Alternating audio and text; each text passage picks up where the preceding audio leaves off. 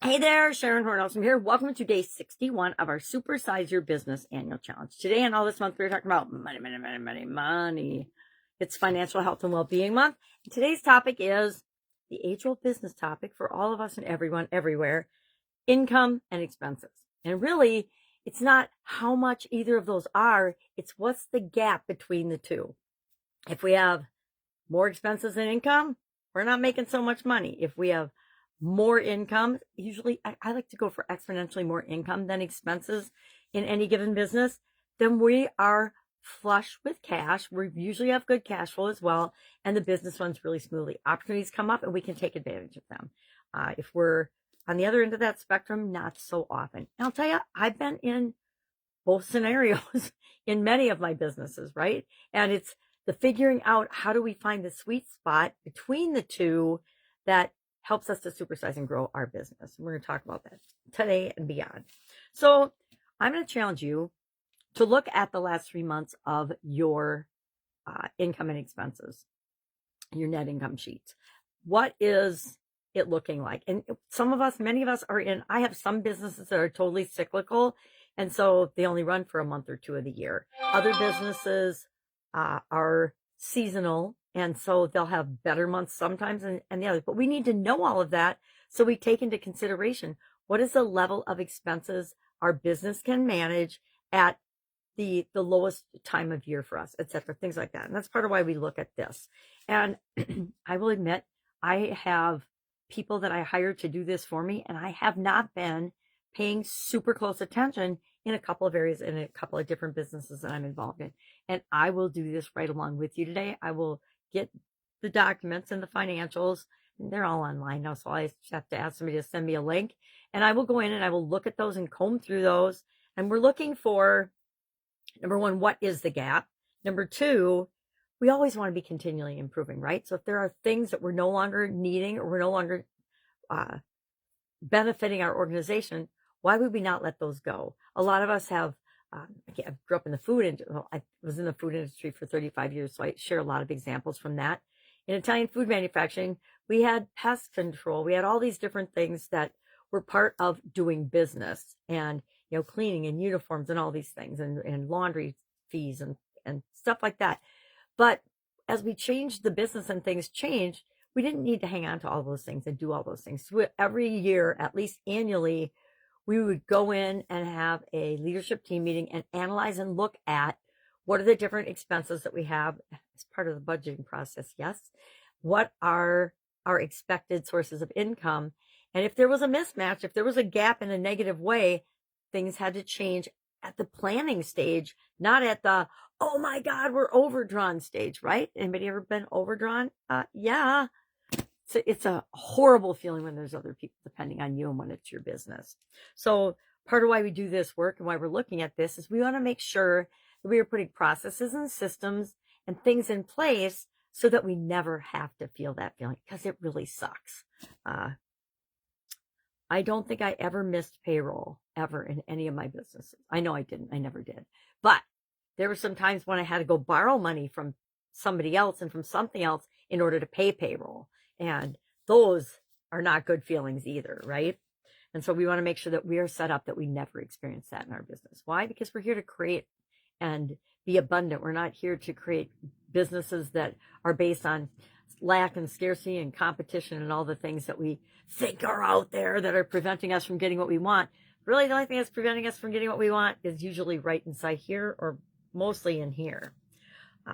So we're going to look at the last 3 months of our business's actual income and expenses. And we're just going to look at it. And if you're in great shape, great. Just put in the comments below, great shape. And then we all know that you've done the work, you've looked at these things, and at least for the last 3 months, you are golden. That's what we want. I would love everybody that to be your answer. But I'm going to tell you, if you're being super honest, it's probably not everybody's answer. I suspect that it's not my answer in a couple of businesses. And so I want to make sure that I go back and I check that and that we address it now before it becomes a bigger problem or a challenge that we're not quite sure how to handle. We're going to calculate our profit margin on whatever it is that you do or sell or provide to people.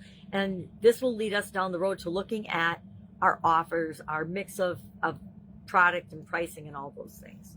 But for today, income and expenses is our only focus. And it shouldn't take you a ton of time to do this.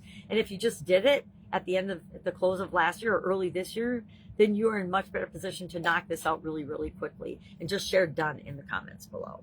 I will challenge you, though, to look at all of the information that's available to you from an income and expense standpoint and find one expense that you just don't need. I tell you, we have redundancies and duplication of effort in so many areas in our business, and we just don't see it.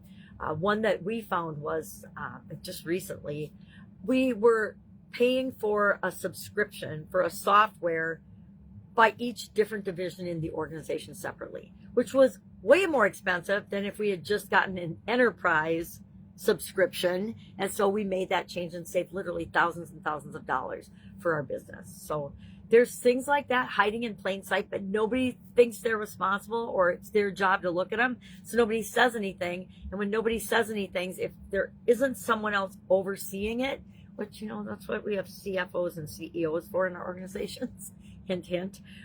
But they are human too, right? I'll tell you what, I overlook and miss things. We all do because we're human. Or we have something and we have a belief attached to it that we've got to have that, got to have that, got to have that. And the truth is we absolutely positively don't. I find that's true of a lot of types of insurance. Now, I am a huge believer in certain types of insurance and other types of insurance, complete and utter bullshit. Just my opinion, right? I always kind of look at insurance as legalized gambling because the company is betting that you won't need it and you're betting that you probably will. Talk about having your thought processes and your mindsets backwards, right? All right, I digress. So where are you leaking money, if anywhere? If nowhere, just say nowhere, because that will encourage us to know that sometimes we think, oh, this is how all businesses run. This is how everybody does it. This is just how our industry is. And guess what? That is never, ever true. You can always be the shining star in your industry if you choose to. But that begins by looking at things differently than everybody else is. All right. That's all I've got today. If you have any questions about this, if you need any help, if you've never looked at your financial statements before, if you don't even have financial statements or you're not documenting, put that in the comments below too, because we want to make sure you get a system that works for you. And I know some amazing people. This is one of those areas that's super detailed. And for me, I needed to find ways to outsource it, but I wasn't just going to give it control of it to just anybody. I did a whole interview process the first time I outsourced my accounting for my Italian food manufacturing business. And I kept the same accountant for all 35 years. Why? Because I interviewed and I picked the best one for me and for our organization. And I revisited it every single year with that organization to make sure that they were still indeed the best service provider for that particular business. We do that with all our businesses. We should do that with all the things that are critical, especially anything that has ties to your financial health and well-being, right? And that's one area I think no matter where you are in the organization, you ought to have a pulse on how that impacts you and your division, your department, your job, your role, your responsibilities, or you might not even have a role there. If somebody isn't paying attention to it, the company may not last. I hate to say that, but we've seen it time and time again. All right, have an awesome day. Hit me up, reach out if I can help you, or if you've got a question, because if you've got a question, I guarantee somebody else is thinking the same thing. All right, be with you tomorrow.